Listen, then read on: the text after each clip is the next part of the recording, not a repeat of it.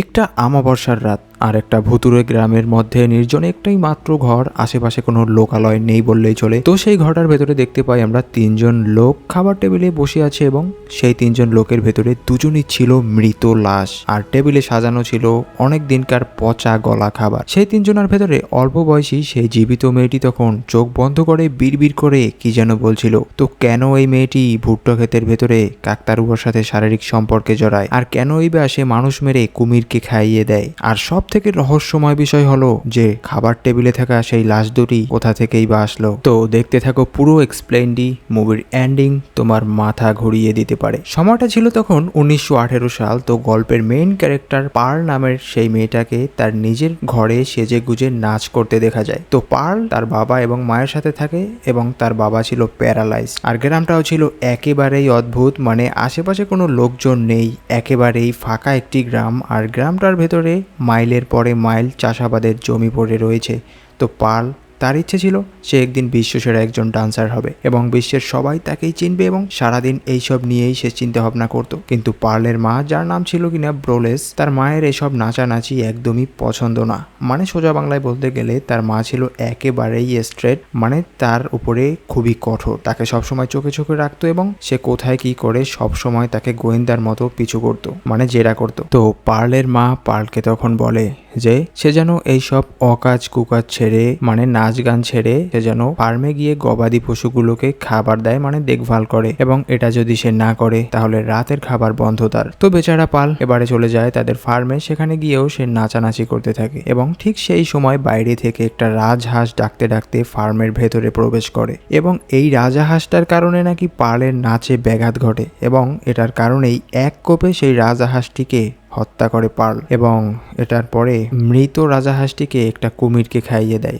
আর বলে রাখা ভালো যে কুমিরটা এখানেই থাকে, আর পার্ল এই কুমিরটাকে একটা নামও দিয়ে দেয়, নামটি ছিল থিডা। আর এই বিষয়টা থেকে বেশ ভালোভাবেই পরিষ্কার হয়ে যায় যে পার্ল চায় না যে তার ডান্স নিয়ে কারো কোনো সমস্যা হোক, এবং তার ইচ্ছাকে সামনে এগিয়ে নিয়ে যাওয়ার জন্য সে সব কিছু করতে পারে। আর এই বিষয়টা নিয়ে পার্ল এবং তার মায়ের ভেতরে, মানে মা মেয়ের সম্পর্কটা বেশ কিছুদিন যাবৎ ভালো যাচ্ছে না। আর এটার আসল কারণ ছিল পার্লের মা চায় না যে পার্ল এসব ফালতু বিষয়ে মনোযোগ দেখ, সে চায় সে যেন সাংসারিক মনোযোগ দেয় এবং সাংসারিক হয়। এই তো কিছুদিন আগে পার্ল এত বড় একটা মেয়ে হয়েও তার বাবার সামনে গোসল করছিল, মানে দিন যত যায় পার্লের আচরণ কেমন যেন হয়ে যাচ্ছে। এর পরের সিনেই আমাদের দেখানো হয় যে পার্ল একটা চিঠি পড়ছে। তো কার চিঠি, এটা প্রশ্ন আসতেই পারে। আসলে চিঠিটা ছিল পার্লের স্বামীর, যে কিনা মিলিটারিতে ছিল এবং বর্তমানে একটি যুদ্ধ চলছে, সেই যুদ্ধেই সে অংশগ্রহণ করেছে। যুদ্ধ শেষে আবার সে বাসায় ফিরে আসবে যদি সে বেঁচে থাকে। তো হাওয়ার্ড, মানে পার্লের স্বামী, যে কিনা এতদিন ধরে পার্লের কাছ থেকে দূরে ছিল,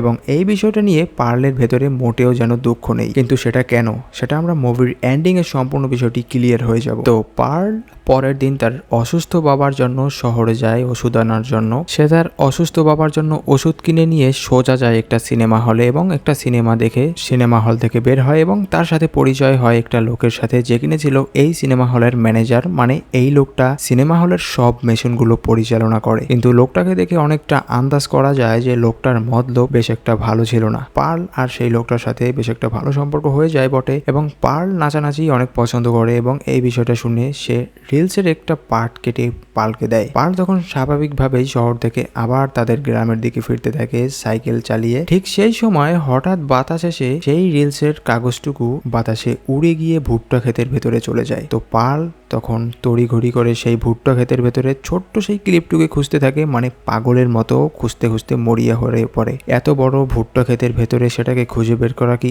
আদৌ সম্ভব? পার্ল তখন সেই ছোট্ট সিনেমার ক্লিপটিকে খুঁজতে খুঁজতে ভুট্টা ক্ষেতের আরো গভীরে যেতে থাকে। কিছু দূর দূরে যাওয়ার পরে সে দেখতে পায় যে ভুট্টা ক্ষেতের ভেতরে একটা ফাঁকা জায়গা রয়েছে, এবং সেই জায়গায় একটা খুঁটির উপরে একটা কাকতারুয়া ঝুলছে, এবং এখানেই এই মুভিটার মারাত্মক একটি দৃশ্য ফুটে ওঠে, এবং পার্লের সাইকো হওয়ার প্রথম ধাপ এখান থেকেই শুরু হয়। পার্ল তখন সেই ভুট্টা ক্ষেতের ভেতরে কাকতারুয়াটাকে নিয়ে অনেকক্ষণ ধরে নাচানাচি করতে থাকে, এবং কিছুক্ষণ পরেই সেই কাকতারুয়ার সাথে সে শারীরিক সম্পর্কে লিপ্ত হয়, যেই ক্লিপটা আমি হাইড করে রাখলাম। তো এরপরে সাইকেল চালিয়ে তাদের বাসায় চলে যায় পার্ল, এবং ওষুধ আনতে গিয়ে এতটা লেট হওয়ার কারণে তার মা তার উপরে বেশ রেগে যায়। আসলে এটা স্বাভাবিক, এবং ঔষধ কিনে অবশিষ্ট যে টাকাটা থাকে সেই টাকাটা তার মা চাইলে পার্ল জানায় যে সে এই টাকাটা সিনেমা দেখেছে, এবং এটার কারণে তার মা বেশ রেগে যায় এবং পার্লের রাতের খাবার বন্ধ করে দেয়। তো এর পরের দিন দেখা যায় যে মেডিসিন এবং বার্গার নামের দুজন মহিলা এখানে এসেছে এবং বলে রাখা ভালো যে বার্গার ছিল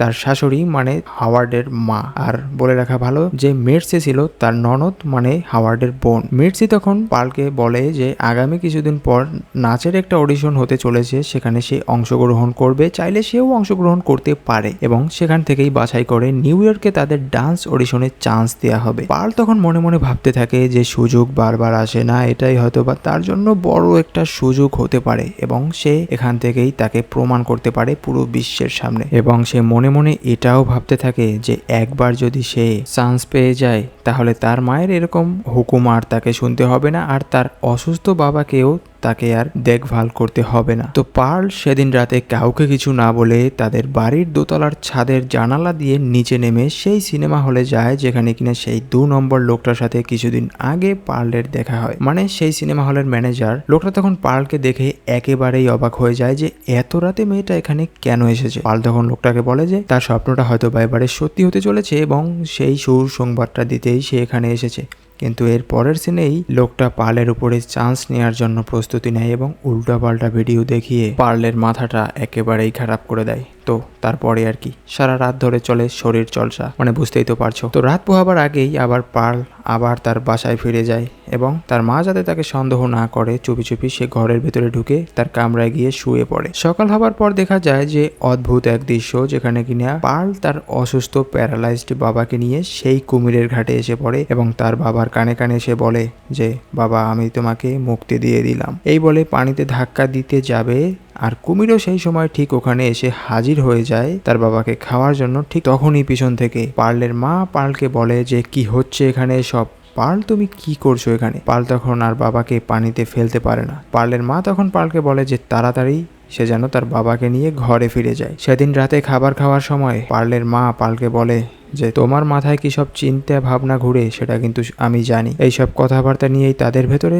কথার কাটাকাটি হয় এবং তখন পার্লের মার সাথে পার্লের বেশ একটা ঝামেলা শুরু হয়ে যায় এবং পার্ল তখন বলে যে শনিবার আমার একটা অডিশন রয়েছে, সে যেন তাকে শনিবার অডিশনটাই যেতে দেয়। তারপরে পার্ল তার মায়ের সব কথা শুনবে। তো পার্লের মুখে এই কথা শুনে তার মা এবারে বেশ রেগে যায় এবং এই বিষয়টা নিয়ে তাদের ভেতরে অনেক কথার কাটাকাটি চলে এবং রাগের মাথায় পার্লের মা একটা চড় দিয়ে বসে এবং সেখানে আমরা দেখতে পাই যে রাগের মাথায় পার্লও তার মাকে একটা চড় দিয়ে বসে। এবারে আর কি তাদের ভেতরে হয়ে যায় বিশ্বযুদ্ধ শুরু এবং মারামারি করার সময় পার্লের মায়ের গায়ে গ্যাসের চুলা থেকে আগুন লেগে যায় এবং এটা দেখে পার্ল অনেকটা ভয় পেয়ে যায় এবং সে অন্য আর কোনো উপায় না দেখতে পেয়ে চুলার উপরে থাকা সেই ফুটন্ত গরম পানি তার মায়ের গায়ে ঢেলে দেয়। তো আগুনটা নেভানোর জন্য পার্ল তার মায়ের গায়ে সেই পানি ঢেলে দেয়। আগুনটা তো নিভে যায় কিন্তু পানিটা গরম থাকার কারণে তার মায়ের পুরো শরীরটা ঝলসে যায় এবং পার্ল তখন এতটাই নিষ্ঠুর হয়ে যায় যে পার্ল তখন তার মায়ের চিকিৎসা না করিয়ে তার মাকে টেনে নিয়ে তার বাসার চিলে কোঠার ভেতরে বন্দি করে রাখে। আর মুভিটার নির্মম কাহিনী,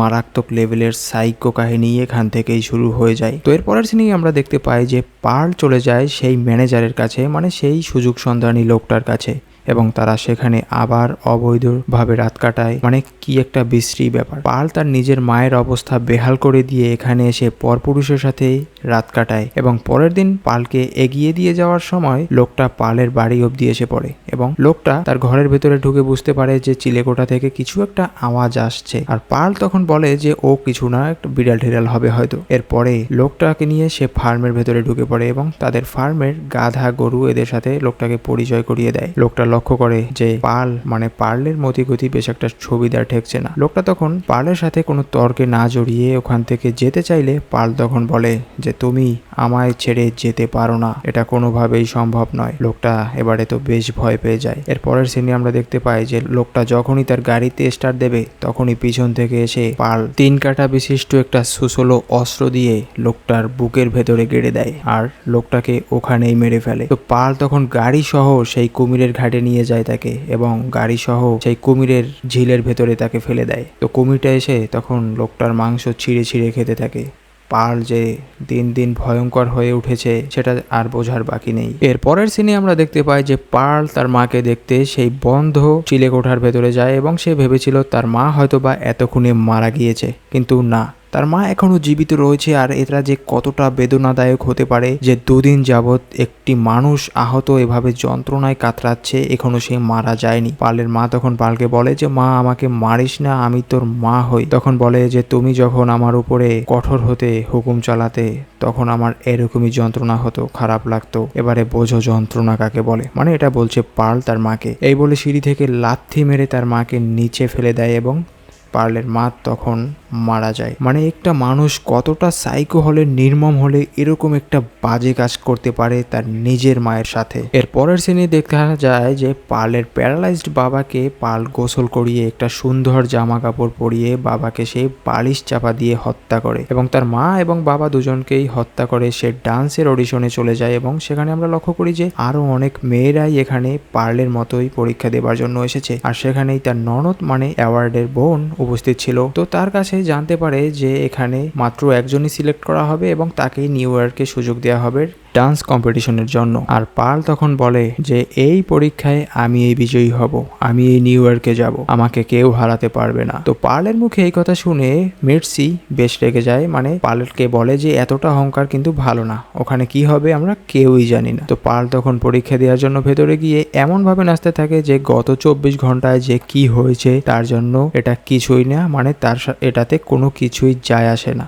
মানে তার বাবা মাকে যে সে হত্যা করেছে এই বিষয়ে তার কোনো কিচ্ছুই যায় আসে না। সে তার মনের আনন্দে নাচতে থাকে এবং সেখানে অডিটররা তার নাচ একদমই পছন্দ করে না এবং তাকে সাপ জানিয়ে যায় যে সে নিউ ইয়র্কে কম্পিটিশনে যাওয়ার জন্য যোগ্য নয় এবং সে তখন তাদেরকে বলে যে তুমি পরের বার আবার ট্রাই করে দেখতে পারো। তো পার্ল সে তো এবারে বেশ জোরে জোরে কাঁদতে থাকে। ঠিক তখনই ওখানে অডিটরদের জায়গায় পার্ল হ্যালোজেশন করে যে সেখানে তার মৃত বাবা মা এবং সেই লোকটা রয়েছে, মানে তাদেরকে সে হ্যালোজেনেট করছে। তো ডান্সের অডিশনে চান্স না পাওয়ার কারণে বাইরে এসে পার্লের অবস্থা একেবারেই নাস্তানাবুদ হয়ে পড়ে এবং মের্সি তখন তাকে বলে যে চলো তোমাকে বাড়িতে পৌঁছে দেই, এটা একটা সামান্য ব্যাপার, তুমি এবারে চান্স পাওনি তো কি হয়েছে, পরের বার আবার ট্রাই করে দেখতে পারো। তো মের্সি তখন তার গাড়ি করে পার্লের বাসায় পৌঁছে দেয় এবং পার্লকে সে বলে যে তোমার কি হয়েছে আমাকে একটু খুলে বলো, মানে তার দুঃখটা আসলে কোথায় সে যেন মের্সিকে খুলে বলে এবং এই বিষয়ে মের্সি তাকে জোরাজুরি করতে থাকে। কিন্তু পার্ল তখন বলে যে আমি যদি তোমার সাথে আমার দুঃখের বিষয়গুলো শেয়ার করি তুমি সহ্য করতে পারবে তো। তখন মের্সি জোরাজুরি করার কারণে পার্ল একে একে তাকে সব সত্য কথা বলতে থাকে। আর শেষে বলে রাখা ভালো যে মের্সি সেই নাচের অডিশনে ফার্স্ট হয়েছে, এই বিষয়টা পার্ল জানতো। পার্ল তখন বলে যে তুমি সেই নাচের অডিশনে ফার্স্ট হয়েছো তাই না, ভালো, বেশ ভালো কথা, খুবই সুন্দর, তুমি এবারে নিউ ইয়র্কে যাবে, খুবই সুন্দর কথা। পার্লের মুখে এইসব কথা শুনে মের্সি এবারে বেশ ভয় পেয়ে যায়। পার্ল যে সুস্থ মস্তিষ্কে নেই সেটা সে বেশ ভালোভাবেই বুঝতে পারে। মের্সি তখন ওখান থেকে ধীরে ধীরে কেটে পড়ার চেষ্টা করে। মের্সি বুঝতে পারে যে পার্ল কিছু একটা করতে চলেছে তার সাথে। মের্সি যখনই বাইরে যাবে পার্ল তখন বলে যে তুমি চাইলেও আর এখান থেকে যেতে পারবে না। তো মের্সি যখনই দৌড়ে পালাতে যাবে ঠিক তখনই পার্ল তার হাতে একটা কুঠাল নিয়ে তাকে ধাওয়া করতে থাকে। মের্সি তখন সবাইকে ডাকতে থাকে যে কে কোথায় আছো, আমাকে একটু সাহায্য করো, এই পাগলের হাত থেকে আমাকে বাঁচাও। কিন্তু পার্লের বাড়িটা ছিল এমন একটি জায়গায় যেখানে অন্য আর কোনো মানুষ থাকতো না, সে কার কাছেই বা সাহায্য চাইবে। তো পার্ল তাকে অনেকক্ষণ যাবৎ ধাওয়া করতে করতে এক পর্যায়ে মের্সি যখন মাটিতে পড়ে যায় পেছন থেকে তার মাথায় একটা কুঠাল দিয়ে আঘাত করে বসে আর মের্সি ওখানেই মাটিতে পড়ে যায়। মের্সি তখন তাকে বলে যে আমাকে আমার জীবনটা ভিক্ষা দাও, আমি তোমার সাথে কি অন্যায় করেছি। কিন্তু পার্ল বলে যে আমার হাত থেকে বাঁচা একেবারেই অসম্ভব।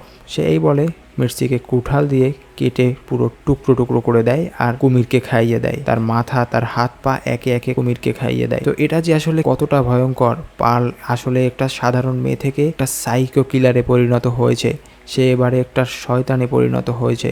সে যে আর স্বাভাবিক মানুষ নেই, তার ভেতরে যে এবার নরপিশাচ বসবাস করছে। আর মুভিটার শেষ দৃশ্যে দেখানো হয় যে পার্লের মৃতর মা এবং বাবাকে এনে সে খাবার টেবিলের চেয়ারে বসিয়ে দেয় এবং সেখানে আমরা দেখতে পাই যে পার্ল তার মায়ের মাথায় চুল আশ্রয় দিচ্ছে এবং চুলগুলো মাটিতে ছিঁড়ে ছিঁড়ে পড়ছে। আর তার বাবাকে সে ছুট বুট পরিয়ে চেয়ারে বসিয়ে দিয়েছে। আর সেই পচা গলা মাংসের টুকরোটা টেবিলের উপরে রাখা, পুরো ঘরটি একেবারেই গন্ধে ভরে যায়। এবং এর পরের সিনে আমরা লক্ষ্য করি যে পাল উপরওয়ালার কাছে প্রার্থনা করছে যে খাবারগুলো তাদেরকে দেওয়ার জন্য তারা তিনজনই কৃতজ্ঞ। এভাবেই দিনের পর দিন কাটতে থাকে এবং তার বাবা মায়ের লাশ দুটোই পচতে থাকে। তো হঠাৎ একদিন যুদ্ধ শেষে পার্লের স্বামী মানে হাওয়ার্ড পার্লের সাথে দেখা করার জন্য এখানে আসে। সে এতদিন পর এখানে এসেছে খুশি মনে, কিন্তু সে বাড়ির ভেতরে ঢোকার পর যেটা দেখে সেটা দেখার জন্য সে মোটেও প্রস্তুত ছিল না। সে দেখে যে পার্লের বাবা মা দুজনই মৃত লাশে পরিণত হয়েছে আর টেবিলের উপরে পচা গলা মাংসের টুকরো।